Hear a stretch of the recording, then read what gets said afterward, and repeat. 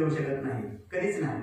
आणि म्हणून जाणीवपूर्वक निरोप समारंभ हा शब्द मी आल्यालाच मॅडम नाही तर त्यांनी आधीच लिहून ठेवलं होतं, त्यात बदल करायला सांगितलं की म्हटलं निरोप द्यायचा नाही, कारण आम्ही त्यांना निरोप देऊ शकत नाही आणि तेही आम्हाला कधी सोडू शकत नाही, कारण इतकं हे नातं घट्ट झालेलं आहे.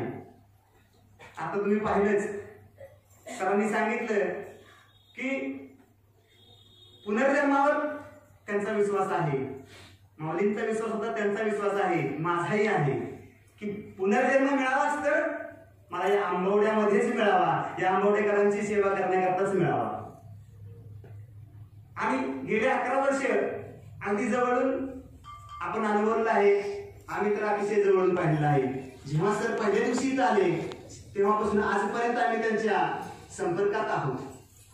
तर इथं आल्यापासून जी तळमळ त्यांच्यात दिसली आम्हाला, सकाळी 8, 8:30, 9 वाजेपर्यंत इथं हजर असायचेच. 8 वाजता शाळा उघडली जायची आणि रात्री 9, 10, 11, 12, 1 किती वाजायची माहित नाही, झोपायलाच ते घरी जायचे. सकाळी उठले की परत घर प्रपंच हा विषय त्यांच्या विचारामध्ये नव्हताच. आणि मग ज्यांच्या श्वासामध्ये आंबवडे बसलं होतं त्यांना आम्ही निरोप कसा काय देऊ शकतो, त्यांना आम्ही निरोप देऊ शकत नाही. आणि म्हणून तो शब्द जाणीवपूर्वक टाळून मी या ठिकाणी काय म्हटलं, आदर्श शिक्षक म्हणून त्यांचा या ठिकाणी सत्कार आम्ही करू शकतो, कारण अभिनंदन करू शकतो, आम्ही सत्कार करू शकतो, त्यांच्या कार्याची पोचपावती म्हणून त्यांच्या पाठीवर हात टाकू शकतो, परंतु निरोप देऊ शकत नाही. आणि म्हणून या ठिकाणी आज आपण सर्वजण या ठिकाणी जमलो आहोत, त्यांचा आपल्या ग्रामस्थांच्या वतीनं सत्कार, कारण वर्षामध्ये त्यांची या ठिकाणून बदली झाली आणि ते आपल्याच तालुक्यातील कुमठी या गावी जिल्हा परिषद प्राथमिक शाळेमध्ये त्यांची म्हणून त्यांची बदली तिकडे झालेली आहे. गेल्या 8 दिवसापर्यंत ही मानसिकता कोणाची नव्हती, कोणी एक्सेप्ट करत नव्हते, हे पण आता ते एक्सेप्ट करणं गरजेचं आहे. आणि म्हणून आज सरांना आवर्जून या ठिकाणी आपण, कारण बदली झाली की निरोप समारंभ हे होतातच आणि ते औपचारिक म्हणून असतात. ते कसं असतं, औपचारिक म्हणून, आणि आपला हा जो कार्यक्रम आहे तो औपचारिक नाहीये की सरांना बोलवायचं, श्रीफळ द्यायचं. आणि कसं आहे माहितीये का, त्याला श्रीफळ नव्हतं, तुम्ही काही जरी दिलं तरी त्यांच्या मनातून आपण मुक्त होऊ शकत नाही, कारण गेल्या 11 वर्ष त्यांचं कार्य मी जवळून पाहिलेलं आहे. या शाळेचा जर बदल केलाच त्यांनी, ही शाळा अशी होती की इथं कुणी शिक्षक जा म्हटलं ते यायला मागित नसतं. आता उड्या मारतायचं होतं आंबोडे पाहिजे म्हणून, काय त्या शिक्षण क्षेत्रामध्ये प्रत्येक शिक्षकाला वाटते आंबोडे शाळा मला मिळावी, सर्व सोयीयुक्त आहे म्हणून. पण पूर्वी सर येण्यापूर्वी या शाळेची अवस्था पाहिली असती तर कुठलाही शिक्षक इथं यायला तयार झाला नसता. आणि त्यावेळीची अवस्था अशी होती की सर कदाचित आले नसते, माझं मत आहे ते, तर आज ही शाळा 2 शिक्षक राहिले असते. आज ह्या शाळेची अवस्था फक्त इथं 2 शिक्षक राहिले असते. पण किती असतात मग तो तुम्हीच विचार करा. परंतु सर आल्यानंतर इथं जो बदल झाला, कारण ते जेव्हा इथं आले तेव्हा माझीच कन्या 2रीमध्ये होती, मीच ऍडमिशन बाहेर घेण्याच्या तयारीत होती, अवस्था तशी होती. परंतु सर आले आणि अगदी चमत्कार व्हावा अशा पद्धतीने बदल झाला. 1-2 वर्षामध्ये त्याचा रिझल्ट मिळाला. 2011 पर्यंत, शाळेच्या स्थापनेपासून 2011 पर्यंत स्कॉलरशिप आम्हाला माहित नव्हती. माझ्या तर ऐकण्यात नाही कधी स्कॉलरशिपला विद्यार्थी इथला गेलाय, स्कॉलरशिप हा विषय माहित नव्हता आम्हाला. परंतु पहिल्याच बॅचला, पहिल्याच वर्षी सरांनी 2011ला या ठिकाणून 3 विद्यार्थ्यांनी स्कॉलरशिपला म्हणजे स्कॉलरशिप मिळवली त्यांनी, त्यातील एक उपस्थित आहे. पूर्वी हा इतिहास नव्हता, म्हणजे जे काम त्यांनी इथं केलं त्यात नाविन्य होतं, इतिहास होता आणि तिथून शाळेची भरभराट झाली. आम्ही जेव्हा यायचो शाळेची अवस्था, भौतिक बाहेरची अवस्था खूप खराब होती, परंतु सरांचं एकच वाक्य असायचं आम्हाला, बाहेरचं आपलं काही देणं घेणं नाही, आपलं स्वतःला घडवण्याचं काम आम्हाला द्यायचं. ही मुलं आहेत, ही आमचे देव आहेत. आम्ही माळकरी आहोत, वारकरी आहोत, वर्षातून 4 वेळा 5 वेळा मिळेल तेव्हा आम्ही पंढरपूरला जातो त्या पांडुरंगाच्या दर्शनासाठी. आम्ही 8, 10, 12 वर्षापूर्वी माळ घातली असेल, सरांची लहानपणापासून माळ, त्यांच्या घरामध्ये ती परंपरा आहे. तरी सुद्धा इथे येईपर्यंत सर एकदाही पंढरपूरला गेले नाही. सर म्हणायचे हेच माझं पंढरपूर आहे आणि हेच माझे पांडुरंग आहे. देवानं स्वतःला घडवण्याचं काम आमच्याकडे दिलेलं आहे आणि म्हणून सातत्यानं त्यांच्यासाठी वेळ खर्च करत होते. कुटुंबाचं लक्ष नव्हतं, पुन्हाकडे लक्ष नव्हतं. कुटुंब हा विषयच त्यांच्या मनामध्ये नव्हता, विचारही शिवत नव्हता. मला आठवतं महिन्यातनं आम्ही आमच्या मुलांना भेटायला नवोदयला जायचो, तर त्यांचा चिरंजीव लहान होता, आजारी होता. रविवारची एकच सुट्टी असते आणि रविवार सुट्टी म्हटलं की आपल्याला आपल्या बायकांबरोबर जावंसं वाटतं. आहेत बरीच इथं शिक्षक पेशातील मंडळी आहेत, त्यांना माहित आहे की रविवार म्हणजे सुट्टीचा दिवस, त्याचं नियोजन आदल्या दिवशी असतं. मग आपली बायका मुले फॅमिली घेऊन कुठेतरी बाहेर जायचं किंवा त्यांच्यामध्ये तो दिवस घालवायचा. परंतु सर त्यांच्या मॅडम आज इथं उपस्थित नाहीयेत, त्यांनी पण खूप त्याग केलेला आहे. त्या उमरेला तिकडच्या शाळेत होत्या, त्यांचे चिरंजीव त्यांचा लहान होता, आजारी होता. मग त्यांनी प्राथमिकता कशाला द्यायला पाहिजे होती त्यांच्या कुटुंबाला, त्या मुलाला, परंतु तसं झालं नाही. 3 मुली इथून नवोदयला गेल्या होत्या, त्यातील एक मुलगी की तिचं तिथं मन लागत नव्हतं म्हणून परत यायचं म्हणत होती आणि म्हणून तिचं मत परिवर्तन व्हावं, तिचं मन परिवर्तन व्हावं म्हणून सरांनी तिकडे जाण्याचं टाळलं आणि जवाहर नवोदय विद्यालय खावडी आमच्याबरोबर तिथं दिवस घालवला. मला सांगायचं काय की सातत्यानं दुसऱ्यासाठी, जगाच्या कल्याणात संतांच्या विभूती, देह कष्टविधी परोपकार, सतत आणि सतत परोपकाराचा विचार त्यांचा ठिकाणी मी पाहिलेला आहे. गेले 11 वर्ष या आंबोड्यासाठी त्यांनी तन मन धन अर्पण केलेलं आहे. हीच शाळा नाही, या शाळेत वैभव प्राप्त करून दिले हे भागाला माहीत झालं नव्हतं, जवळजवळ महाराष्ट्राला माहीत झालेलं आहे. ही शाळा पहिली काय होती, मेन रोडला शाळा आहे, त्यामुळे जाता येता सर्वांनी पाहिलेली आहे. आज आता आमच्या शिक्षक भगिनी आले त्या पण सांगतात आम्ही जाता येता पूर्वी ही शाळा पाहिलेली आहे काय होती. तसं अनेक लोकांनी पाहिलेले आहे पूर्वी काय होती आज काय आहे. या शाळेचं वैभव तर वाढवलंच, परंतु आमच्या गावची संस्था असणार आमचं हायस्कूल की जे 10वी पर्यंत आहे, की त्या शाळेची अवस्था सुद्धा दयनीय होती. आज तिकडची लोक अभिमानाने सांगत असतील की गेले 10 वर्ष झाला आम्ही 100% निकाल लावतोय. गेले 10 वर्ष झालं, सरांना इथं आलेलं झालं 11 वर्ष.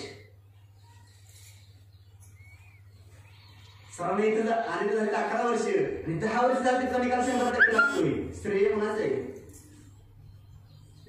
पाया भक्कम झाला, पाया इथं भक्कम झाला म्हणून आज ते तिकडं. आणि जेव्हा सरांना इथे यश मिळायचं, स्कॉलरशिपला मुलं जायची, नवोदयला जायची, स्कॉलरशिपला 3 मुली लागल्या, आम्ही सरांना म्हणायचे बॅनर बनवूया, चौकात लावूया. सर म्हणायची गरज नाही, आपल्याला हे काम त्यासाठी करायचंच नाही, प्रसिद्धी नकोय आपल्याला. आज एखादं मग कुठं लागलं की मोठमोठे बॅनर झळकतात, फेसबुक व्हॉट्सअप सगळीकडे झळकतात. त्यांचं काही वाटा नसतो. त्या मुलाला क्लास लावलेला असतो, त्या क्लासला पालकांनी फी भरलेली असते, हजारो रुपये लाखो रुपये फी भरतात आणि ती मुलं मग कुठेतरी गुणवत्ता यादीत येतात आणि त्याचंच श्रेय घ्यायला मात्र ही मंडळी पुढे येतात. परंतु इथं सरांनी झोकून एवढं काम केलं होतं, तन मन धन मी आधीच म्हटलं की अगदी एखादा गरीब विद्यार्थी आहे त्याची फी सरांनी भरली. 250 रुपये फी असायची. MCS ITS तिसरी असताना बघितले मी, एकमेव पालक होतो की त्यांच्याबरोबर त्यावेळी प्रत्येक कार्यक्रमात त्यांच्याबरोबर असायचो. मग परीक्षा असेल, परीक्षेला मुलं घेऊन जाणं असेल, मुलं परीक्षेला घेऊन जायची. परीक्षा पूर्ण होत नाही दिवसभर सर एक घास पण खाणार जेवणार नाही. डबा बरोबर असताना सुद्धा कधी जेवले नाही. मुलांची परीक्षा नसायची, ती त्यांचीच परीक्षा असायची. अगदी जवळ अनुभव हे सगळं मी, त्यांचीच परीक्षा असायची. इथं वर्गात सुद्धा त्यावेळेस आताचे पालक कसे आहेत, आताचे पालक सर्व जाणकार आहेत आणि त्यांना शिक्षणाचं महत्व कळलं आहे, मुलांचं महत्व कळलं आहे की संपत्ती कितीही साठवली तर ती कामाला येणार नाही. खरी संपत्ती मुलं हीच खरी संपत्ती आहे. ते विचार, त्या विचारांची पेरणी सरांच्या माध्यमातून तिथं झाली आहे. आणि म्हणून आताचे पालक आहेत ते जाणकार आहेत, पण पूर्वीचे पालक काही मुलांना डबा पण देत नव्हते.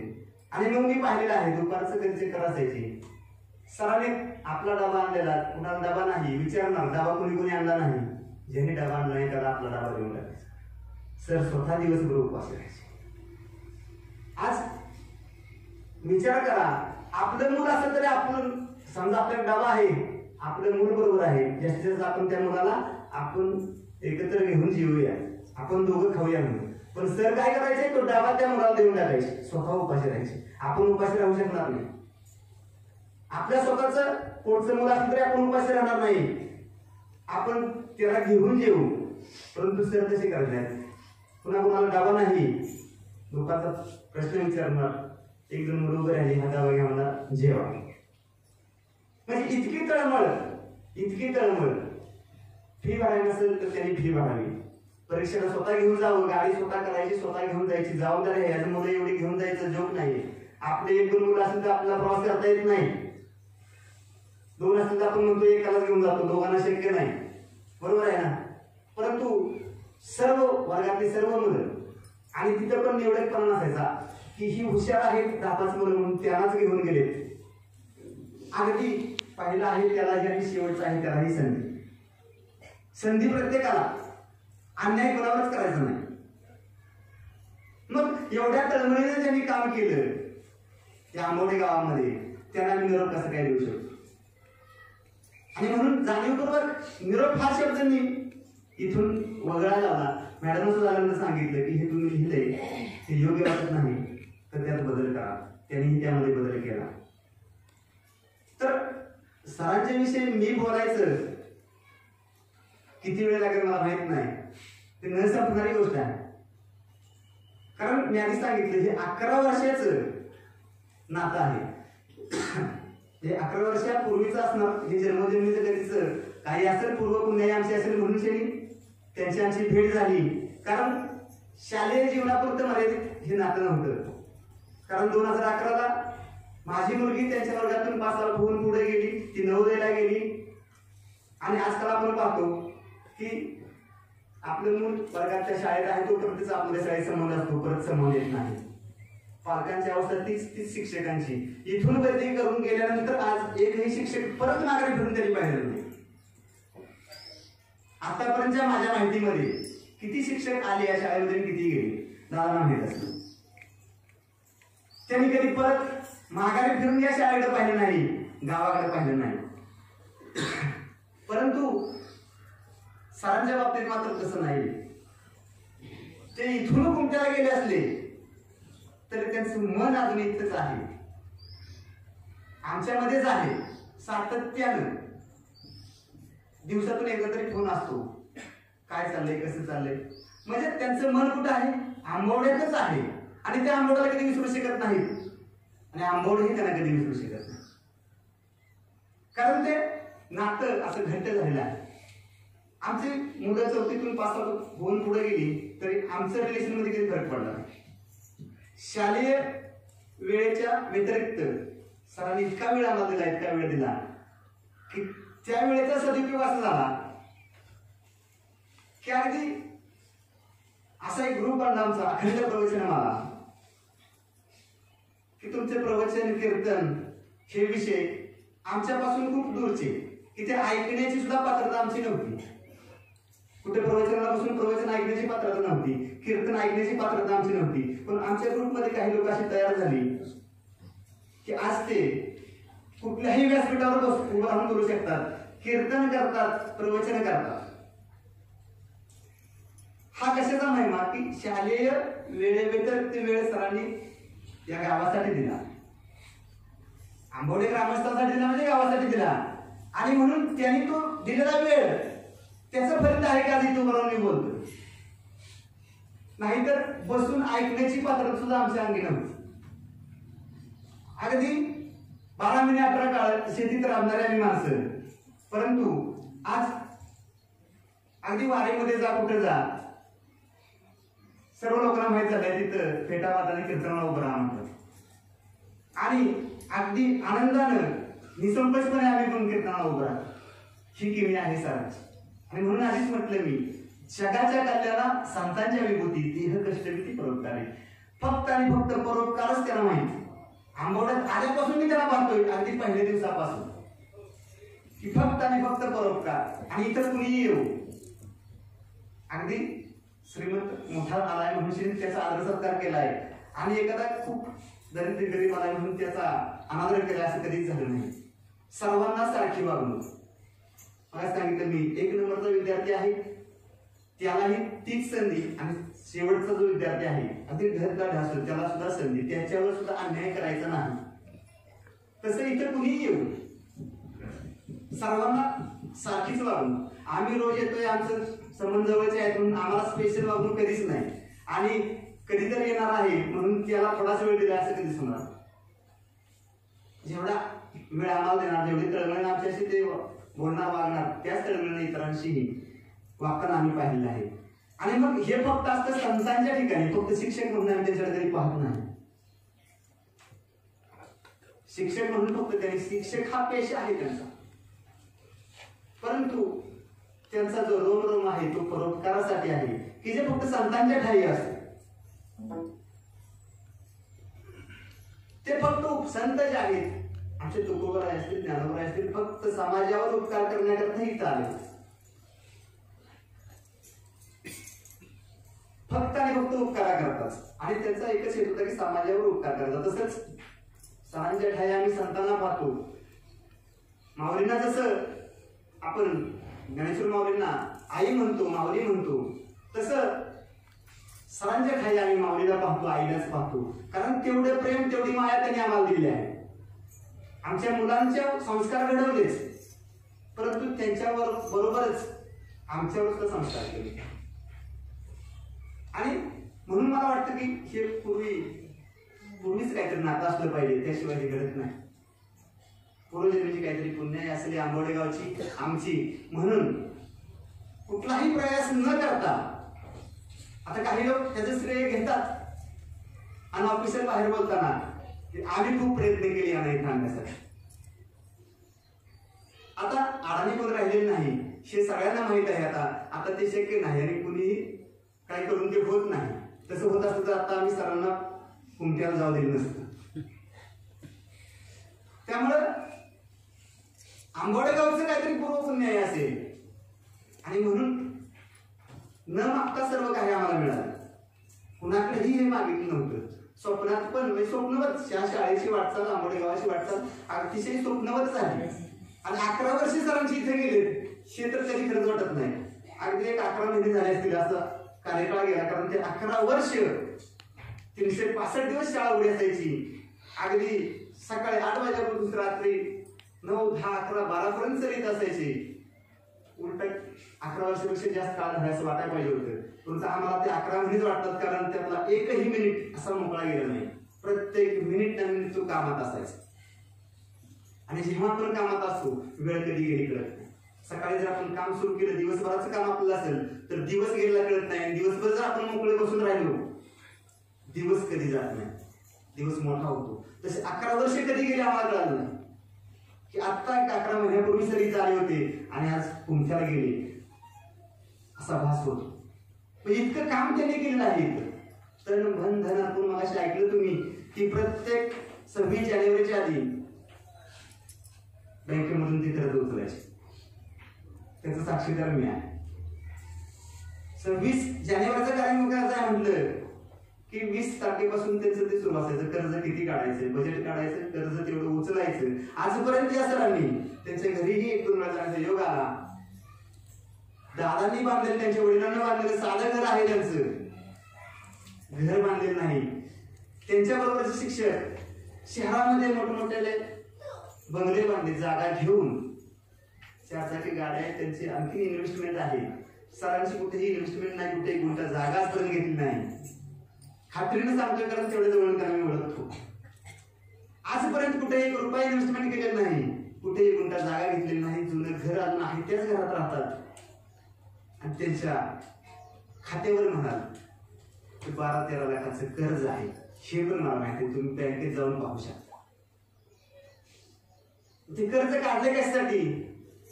तर या जिल्हा परिषद प्राथमिक शाळेमध्ये जे कार्यक्रम व्हायचे फक्त आणि फक्त त्यासाठी, म्हणजे आंबवडे गावासाठी. आणि आंबवडे गावातून त्यांना इतका प्रतिसाद मिळायचा कार्यक्रमासाठी, तोही आपण आता पाहिला. प्रतिसाद का मिळायचा? कारण सरांचं एक वाक्य असायचं की तुमच्याकडून मला काही नको आहे, फक्त मला तुम्ही हवे आहात. काय म्हणायचे सर? तुमच्याकडून मला काही नको आहे. कारण तुम्हाला काही मागितलं असतं तर मग तुम्ही इथं आला नसता. तिथं जाऊन काहीतरी द्यायचंय, काहीतरी मागणार आहे म्हटलं असतं तर जायलाच नको म्हटलं असतं. हे सरांना माहित होतं. आणि म्हणून सर एकच वाक्य म्हणायचे, तुमच्याकडून मला काही नको, फक्त मला तुम्ही हवा. आणि म्हणून प्रत्येक घरातला एक तरी सदस्य इथं असायचा. काही घरातले सर्व कुटुंबीय असायचे, न त्याचे नातलग पण इथे यायचे. इतकं नातं इथं रुजलं होतं. आणि मग अशा व्यक्तीला, अशा सर्वांना आम्ही निरोप देऊ शकत नाही. आणि म्हणून आजच्या या कार्यक्रमाला निरोप समारंभ हा टायटल हे योग्य वाटलं नाही, म्हणून त्यात मी बदल केला. आणि एक ग्रामस्थांच्या वतीनं जाहीर सत्कार असं या कार्यक्रमाचं नामकरण केलं गेलं. बोलावं तेवढं खूप कमी आहे, खूप मला वेळ होणारच नाही. आणि म्हणून अजून बऱ्याच लोकांना आपली मनोगत व्यक्त करायची आहेत. तर नंतर सत्काराचा कार्यक्रम होणार आहे. आणि म्हणून मी आता जे पालक इथं उपस्थित आहेत, जे ग्रामस्थ उपस्थित आहेत, त्यांना विनंती करतो, आपल्याला जर काही मनोगत आपलं व्यक्त करायचं असेल सरांच्या विषयी, त्याआधी सरांना आणि मॅडमना विनंती करतो मी, आपण पुढे येऊन बसावं.